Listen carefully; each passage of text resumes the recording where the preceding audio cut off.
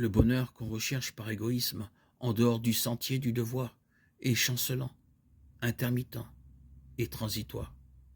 Il passe, ne nous laissant que solitude et regret. Mais le service de Dieu procure paix et joie. Le chrétien n'est pas abandonné dans des sentiers incertains.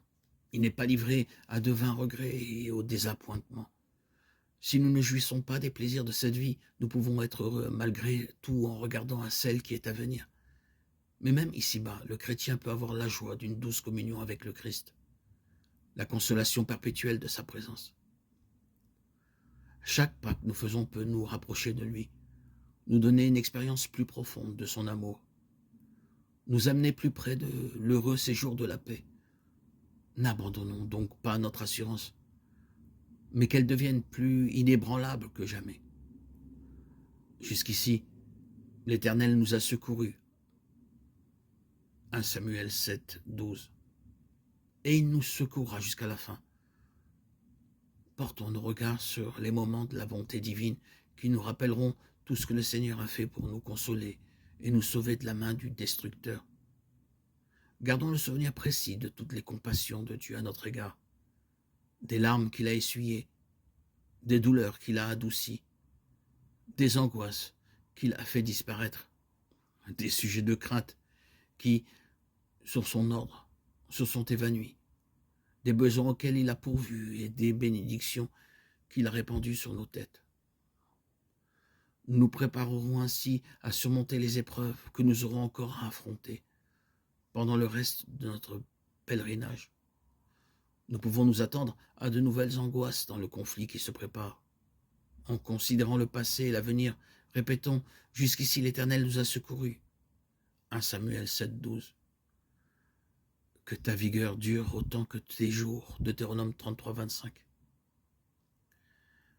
Les épreuves n'excéderont pas les forces qui nous seront données pour les supporter. Mettons-nous donc à l'œuvre là où le Seigneur nous a placés et prenons courage. Quoi que l'avenir nous réserve, les forces seront proportionnées aux épreuves. Bientôt, les portes des cieux seront grandes ouvertes devant les enfants de Dieu, que le roi de gloire accueillera par ses paroles, qui charmeront leur oreille, telle la musique la plus suave. Venez, vous qui êtes bénis de mon Père, prenez possession du royaume qui vous a été préparé dès la fondation du monde. Matthieu 25, 34. Alors, les rachetés seront accueillis dans les demeures que Jésus est allé leur préparer. Ils n'auront pas pour compagnons des êtres pervers, menteurs, idolâtres, impurs, incrédules, mais ils s'uniront à ceux qui ont vaincu Satan et qui, par la grâce de Dieu, ont formé des caractères parfaits. Toute tendance au péché, toute imperfection qui les afflige ici-bas aura été supprimée par le sang de Jésus-Christ. Et ils auront pour pâturage la magnificence de sa gloire, surpassant de beaucoup celle du soleil. En même temps, la beauté morale et la perfection de leur Sauveur brilleront par eux d'un éclat qui éclipsera cette splendeur extérieure. Ils seront sans tache devant le grand trône blanc. Ils participeront à la dignité et au privilège des anges. En vue du glorieux héritage qui nous est offert, que donnerait un homme en échange de son âme? Matthieu 16, 26.